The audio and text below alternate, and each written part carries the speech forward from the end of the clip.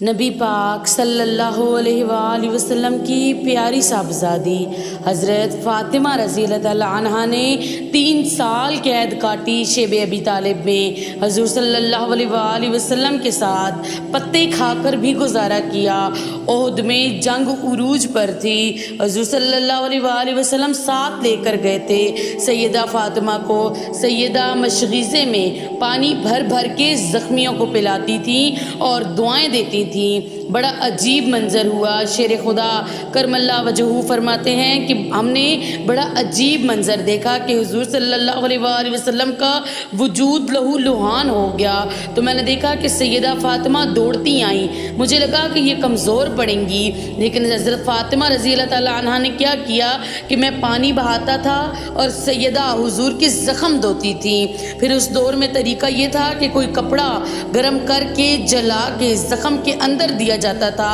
بڑا مشکل کام تھا یہ، پر میں نے سیدہ فاطمہ کا حوصلہ دیکھا جو حضور نے انہیں دیا تھا، جو حضور نے ان کی تربیت کی تھی۔ انہوں نے خود کپڑا جلایا زخم میں، جب وہ دے رہی تھیں تو حضور تھوڑی تکلیف محسوس کرنے لگے۔ تب سیدہ کی آنکھوں میں آنسو آئے۔ سیدہ نے غربتیں بھی حضور صلی اللہ علیہ وآلہ وسلم کے ساتھ کاٹی۔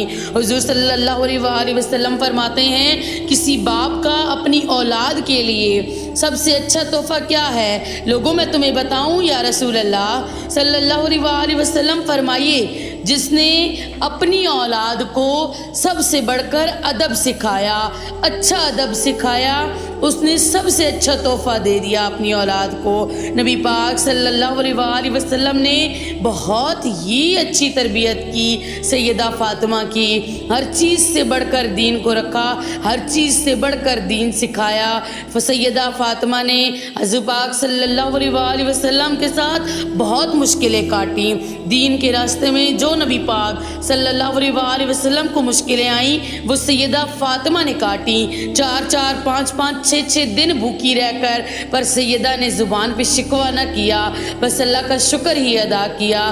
نبی پاک صلی اللہ علیہ وآلہ وسلم کی بیٹی، اللہ پاک ان کے صدقے ہم سب کے صغیرہ و کبیرہ گناہوں کی مغفرت فرمائے۔ جزاک اللہ خیر۔